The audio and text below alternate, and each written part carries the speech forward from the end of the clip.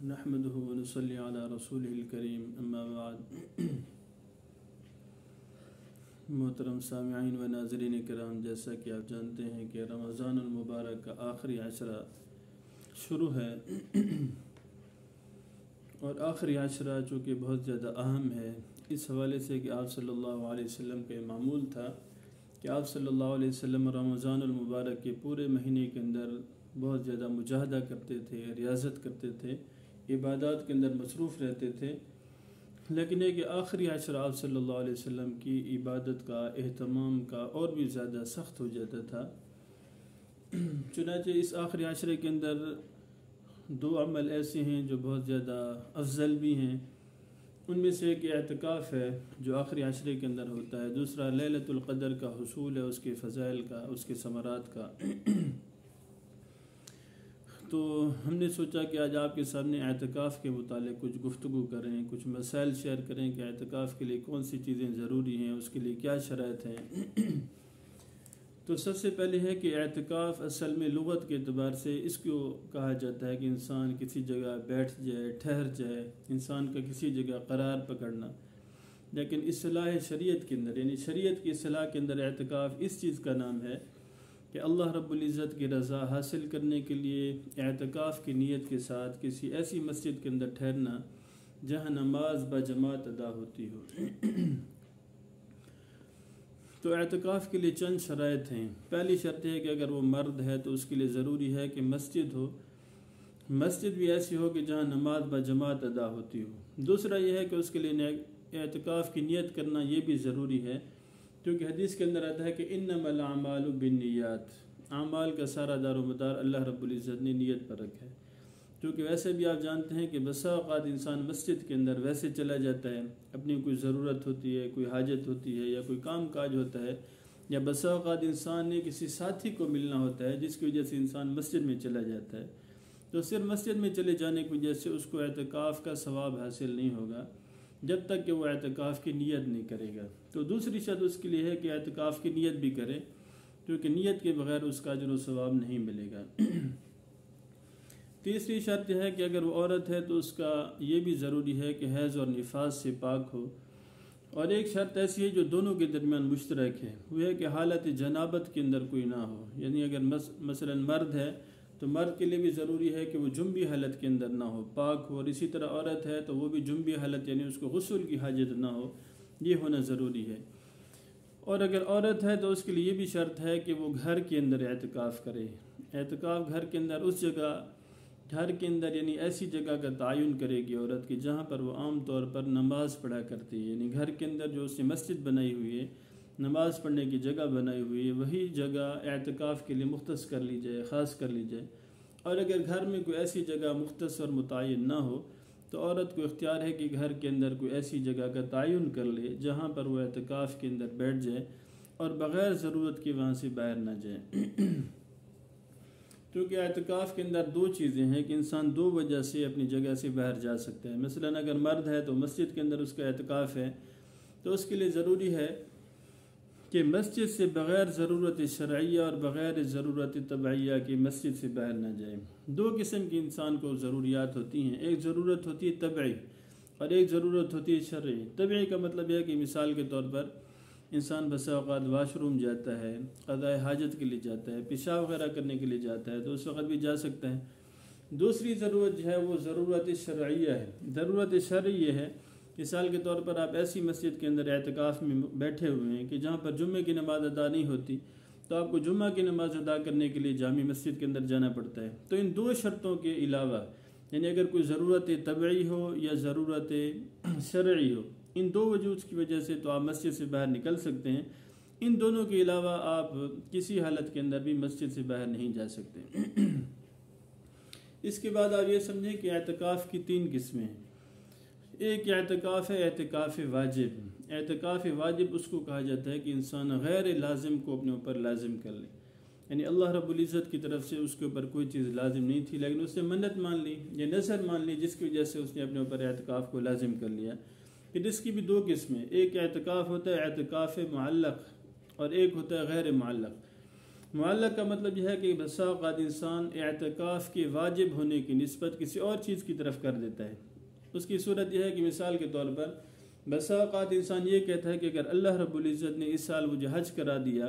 تو میں اللہ رب العزت کی رضا کے لیے اپنے اوپر اعتکاف کو لازم کر لوں گا، یا اتنے دنوں کا اعتکاف کروں گا۔ تو اس صورت کے اندر اس کے اوپر اعتکاف لازم ہو جائے گا اگر اللہ رب العزت نے اس کو اس سال حج کرا دیا یا عمرہ کرا دیا، جو بھی اس نے منت مانی تھی، نظر مانی تھی، اگر وہ اس کی پوری ہوگی تو اس کے بعد اس کے اوپر اعتکاف واجب ہو جائے گا۔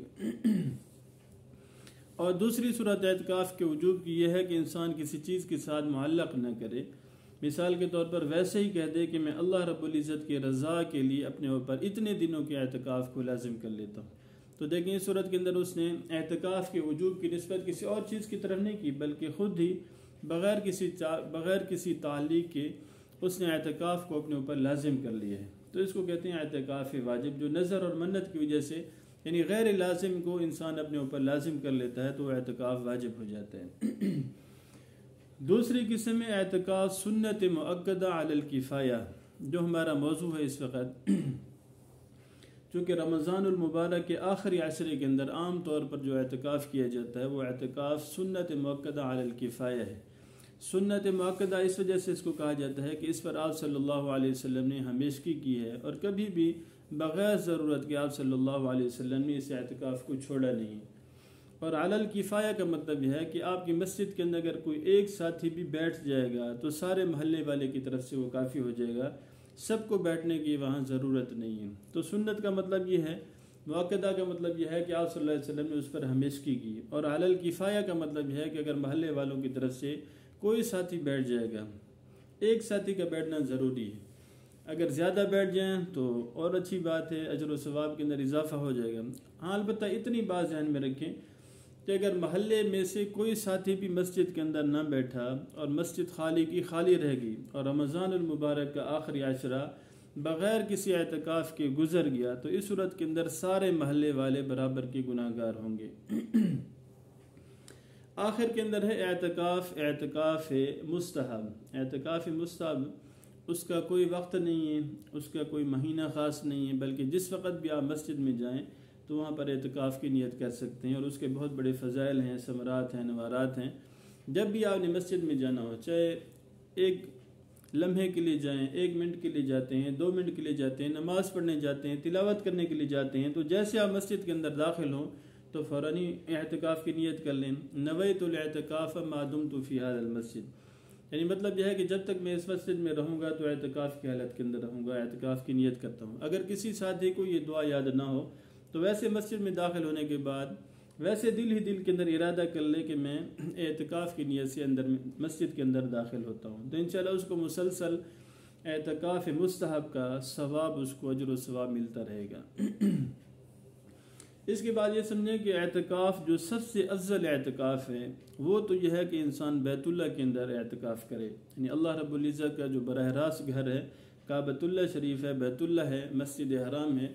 وہاں پر اعتکاف کرنا اور وہاں پر بیٹھنا اعتکاف کی نیت سے، یہ بہت اس کی فضیلت ہے، کیونکہ آپ جانتے ہیں کہ حدیث شریف کے اندر آتا ہے کہ بیت اللہ کے اندر ایک نماز پڑھنے کا اجر و ثواب 1,00,000 نماز کے برابر ہے، اور رمضان المبارک کے اندر ویسے بھی 70 گنا بڑھ جاتا ہے تو اس کی اور بھی بہت زیادہ فضیلت ہو جائے گی۔ دوسرا نمبر یہ ہے کہ پھر مسجد نبوی کے اندر انسان اعتکاف کرے، کیونکہ اس کے بارے میں حدیث کے اندر آتا ہے کہ مسجد نبوی کے اندر ایک نماز کو ادا کرنا 50,000 نمازوں کے اجر و ثواب کے برابر ہے۔ تو بہت اچھی بات ہے کہ انسان اگر مسجد نبوی کے اندر اعتکاف کرے تو بہت اچھی بات ہے۔ تیسرے نمبر پر ہے بیت المقدس، یعنی افضل ہونے کے اعتبار سے اعتکاف یہ ہے کہ بیت المقدس کے اندر اعتکاف کیا جائے، اور اس کے بعد یہ ہے کہ اگر کسی کو یہ بھی حاصل نہ ہو سکے تو پھر جامع مسجد، یعنی ایسی مسجد جہاں پر جمعے کی نماز ادا ہوتی ہو اور وہاں نمازی کثرت کے ساتھ شریک ہوتے ہوں، وہاں پر اعتکاف میں بیٹھنا بہت زیادہ افضل ہے۔ پھر اس کے بعد اپنے محلے کی مسجد ہے، وہاں پر اعتکاف میں بیٹھنا بہتر ہے۔ پھر اس کے بعد وہ مسجد ہے جہاں پر نمازی حضرات کثرت سے شریک ہوتے ہوں، وہاں پر بیٹھنا بہت زیادہ افضل ہے۔ چنانچہ یہ ترتیب ہے، سب سے پہلے ہے کہ بیت اللہ ہو، پھر اس کے بعد مسجد نبوی ہے، پھر اس کے بعد بیت المقدس ہے، پھر اس کے بعد جامع مسجد ہے، پھر محلے کی مسجد ہے، پھر اس کے بعد وہ مسجد ہے جہاں پر نمازی کثرت کے ساتھ شریک ہوتے ہوں اور بہت بڑی جماعت بن جاتی ہوں۔ چنانچہ یہ تو میں نے آپ کے سامنے سارا اعتکاف کے متعلق رکھا کہ اعتکاف کس کو کہتے ہیں، پھر اس کی اقسام کیا ہیں، اس کی شرائط کیا ہیں۔ اس کے بعد یہ ہے کہ اعتکاف کا اہتمام کس قدر کرنا چاہیے۔ تو اس کے متعلق ہمیں سب سے پہلے تو آپ صلی اللہ علیہ وسلم کی زندگی کو دیکھنا چاہیے، کیونکہ آپ صلی اللہ علیہ وسلم کی زندگی کا ہر عمل ہمارے لیے قابل اتباع ہے، کیونکہ اللہ رب العزت نے ارشاد فرمایا ہے کہ لَقَدْ كَانَ لَكُمْ فِي رَسُولِ اللَّهِ أُسْوَةٌ حَسَنَةٌ کہ آپ صلی اللہ علیہ وسلم کا ہر عمل ہمارے لیے قابل اتباع ہے، قابل نمونہ ہے۔ کئی مقامات کے اندر آپ صلی اللہ علیہ وسلم کی ترغیب اتباع کی اللہ رب العزت نے براہ راست دی ہے کہ قُلْ إِن كُنتُمْ تُحِبُّونَ اللَّهَ فَاتَّبِعُونِي۔ آپ صلی اللہ علیہ وسلم کی پیروی کی ترغیب آپ صلی اللہ علیہ وسلم اللہ رب العزت نے قرآن مجید کے اندر بھی بہت سارے مقامات کے اندر دی ہے۔ چنانچہ آپ صلی اللہ علیہ وسلم کا کیا اہتمام تھا؟ عائشہ رضی اللہ تعالی عنہ ارشاد فرماتی ہیں کہ کان رسول اللہ صلی اللہ علیہ وسلم یعتکف العشر الاواخر من رمضان حتی توفاہ اللہ تعالی ثم اعتکف ازواجہ من بعدہ۔ عائشہ رضی اللہ تعالیٰ عنہ فرماتی ہیں کہ آپ صلی اللہ علیہ وسلم کا یہ معمول تھا کہ جب بھی رمضان المبارک کا مہینہ آتا تو آپ صلی اللہ علیہ وسلم رمضان المبارک کے آخری عشرے کے اندر اعتکاف فرماتے تھے، یہاں تک کہ آپ صلی اللہ علیہ وسلم دنیا سے رخصت ہوئے اور وصال ہو گئے۔ یعنی اس سے چونکہ عائشہ رضی اللہ تعالیٰ عنہ آپ صلی اللہ علیہ وسلم کی محبوب ترین بیوی ہیں، جس سے آپ صلی اللہ علیہ وسلم کو سب سے زیادہ محبت تھی، اور آپ جانتے ہیں کہ عورت اور بیوی اور خاوند کا تعلق سب سے زیادہ قریبی رشتہ ہے۔ تو عائشہ رضی اللہ تعالیٰ عنہ خود آپ صلی اللہ علیہ وسلم کا یہ معمول بتا رہی ہیں کہ آپ صلی اللہ علیہ وسلم کے اوپر جب بھی رمضان المبارک کا مہینہ آتا تھا تو آپ صلی اللہ علیہ وسلم اعتکاف کے اندر تشریف لے جاتے تھے، یعنی آپ صلی اللہ علیہ وسلم نے اپنی زندگی کے اندر کبھی بھی اس کا ناغہ نہیں فرمایا۔ چنانچہ دوسری روایت ہے کہ حضرت انس بن مالک رضی اللہ تعالیٰ عنہ فرماتے ہیں کہ آپ صلی اللہ علیہ وسلم کی زندگی کے اندر جب بھی رمضان المبارک کا مہینہ آتا تو آپ صلی اللہ علیہ وسلم اعتکاف فرماتے تھے۔ چنانچہ ایک مرتبہ ایسا ہوا کہ آپ صلی اللہ علیہ وسلم کسی عذر کی وجہ سے، کسی عارض کی وجہ سے اعتکاف نہیں فرما سکے۔ چنانچہ اس کے متعلق حضرت انس بن مالک فرماتے ہیں کہ جب اگلے سال رمضان المبارک کا مہینہ آیا تو آپ صلی اللہ علیہ وسلم نے بجائے 10 دن کے 20 دن کا اعتکاف کیا۔ یعنی آپ صلی اللہ علیہ وسلم کے دل کے اندر اعتکاف کا اہتمام اس قدر تھا کہ پچھلے سال اگر کسی ضرورت کی وجہ سے، کسی حاجت کی وجہ سے یا کسی عارض کی وجہ سے کوئی بھی عذر تھا جس کی وجہ سے آپ صلی اللہ علیہ وسلم وہاں پر نہیں بیٹھ سکے تو اگلے سال آپ صلی اللہ علیہ وسلم نے اس کی قضا کی ہے۔ چنانچہ حضرت ابی بن کعب رضی اللہ تعالیٰ عنہ ارشاد فرماتے ہیں کہ آپ صلی اللہ علیہ وسلم اس سال اعتکاف میں تشریف نہیں فرما سکے۔ اس کی وجہ یہ تھی کہ آپ صلی اللہ علیہ وسلم اس وقت حالت سفر میں تھے، سفر کے اندر تھے، جس کی وجہ سے آپ صلی اللہ علیہ وسلم نے اعتکاف نہیں فرمایا۔ وگرنہ اپنی پوری زندگی کے اندر آپ صلی اللہ علیہ وسلم نے کبھی بھی ایسا نہیں کیا کہ رمضان المبارک کا مہینہ آپ صلی اللہ علیہ وسلم کی زندگی میں آیا ہو اور آپ صلی اللہ علیہ وسلم نے اعتکاف نہ فرمایا ہو۔ چنانچہ تیسری روایت ہے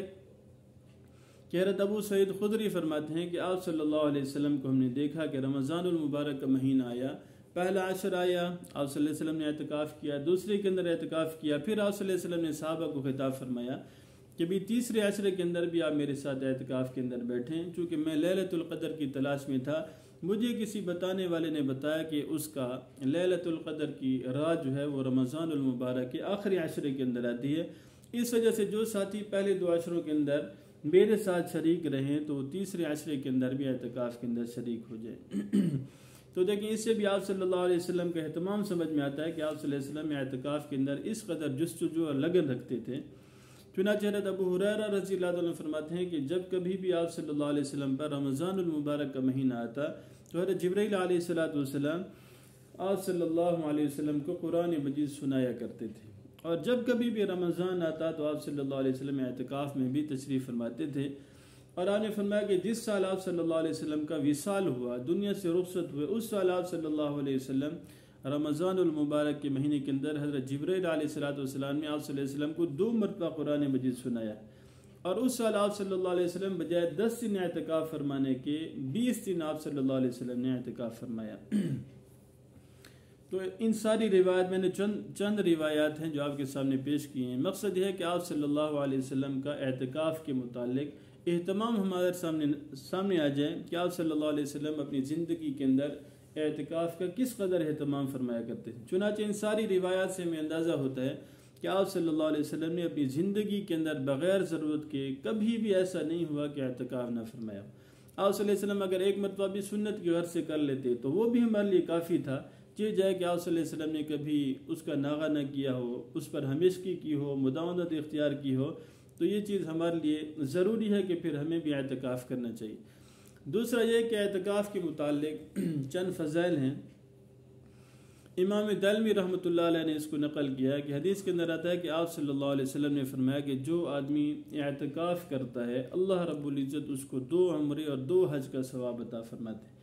تو دیکھ لیں کہ ایک عمرہ ادا کرنے کے لیے کتنی محنت مشقت اٹھانی پڑتی ہے۔ سب سے پہلے اخراجات اکٹھے کرو، پیسے اکٹھے کرو، پھر اس کے بعد ہے کہ ویزا لگواؤ، پھر اس کے بعد عمرہ کرو، تو آخر میں جا کر اللہ رب العزت عمرے کا اجر و ثواب عطا فرماتے ہیں۔ لیکن اس کے مقابلے میں آپ صلی اللہ علیہ وسلم فرماتے ہیں کہ جو ساتھی اعتکاف کے اندر بیٹھ جاتا ہے تو اس کا اجر و ثواب ایسے ہے گویا کہ اس نے 2 عمرے کر لیے، گویا کہ اس نے 2 حج ادا کر لی، تو کتنا بڑا اجر و ثواب ہے اس کے متعلق۔ اور امام بہقی رحمۃ اللہ علیہ نے نقل کیا کہ آپ صلی اللہ علیہ وسلم فرماتے ہیں کہ جو آدمی اعتکاف کو عبادت سمجھ کر ادا کرے، اس غرض سے بیٹھ جائے اعتکاف کے اندر کہ اللہ رب العزت مجھ سے راضی ہو جائیں گی، اللہ رب العزت کا قرب حاصل ہو جائے گا، تو اللہ رب العزت اس اعتکاف کی وجہ سے اس کی زندگی کے پچھلے سارے گناہ معاف فرما دیتے ہیں۔ ایک روایت کے اندر آتا ہے کہ حضرت عبداللہ ابن عباس رضی اللہ عنہ فرماتے ہیں کہ جو آدمی 1 گھنٹے کا اعتکاف کرتا ہے تو اس کی وجہ سے اللہ رب العزت معتکف اور جہنم کے درمیان 3 خندقیں حائل فرما دیتے ہیں۔ ایک خندق کا فاصلہ اس قدر ہے جیسے آسمان سے زمین تک یا مشرق سے مغرب تک۔ تو اس حدیث کے اندر صاف اشارہ ہے کہ جو آدمی اعتکاف کے اندر بیٹھتا ہے اللہ رب العزت اس کا جہنم سے چھٹکارا عطا فرماتے ہیں۔ جب 1 گھنٹے کا اجر و ثواب اس قدر ہے کہ اللہ رب العزت اس کو جہنم سے اتنا دور کر دیتے ہیں، تو جو آدمی پورا آخری عشرے کا اعتکاف کرے گا تو اس کو اللہ رب العزت کتنا جہنم سے دور کر دیں گے۔ تو یہ اشارہ ہے کہ اللہ رب العزت انشاءاللہ اس کو جہنم کی آگ سے اور اس کے عذاب سے اپنے فضل و کرم سے اس کو محفوظ فرما دیتے ہیں۔ اور ایک روایت کے اندر آتا ہے کہ آپ صلی اللہ علیہ وسلم نے فرمایا کہ جو آدمی مغرب سے عشاء کے درمیان اتنی دیر صرف اعتکاف کے اندر بیٹھ جائے اللہ رب العزت کی رضا حاصل کرنے کے لیے، تو اللہ رب العزت اس کی وجہ سے جنت کے اندر اس کا ایک محل تیار کرتے ہیں۔ تو بہت سارے فضائل ہیں اعتکاف کے متعلق، چند فضائل ہیں جو ہم نے آپ کے سامنے بیان کیے، کیونکہ عمل کرنے والے کے لیے ایک حدیث یا ایک روایت ہی ایک ہی نمونہ کافی ہوتا ہے۔ کہ جائے کہ اتنی روایات ہمارے سامنے آ جائیں کہ جس کے اندر اس قدر فضائل اعتکاف کے ہوں تو یہ بہت بڑی بات۔ اور سب سے بڑی بات ہے کہ اعتکاف کرنے کی صورت کے اندر جو ہمارا مقصد ہے لیلۃ القدر کا حصول، وہ بآسانی حاصل ہو جاتا ہے، کیونکہ اس کی وجہ ہے کہ اکثر ساتھی لیلۃ القدر کی تلاش کے اندر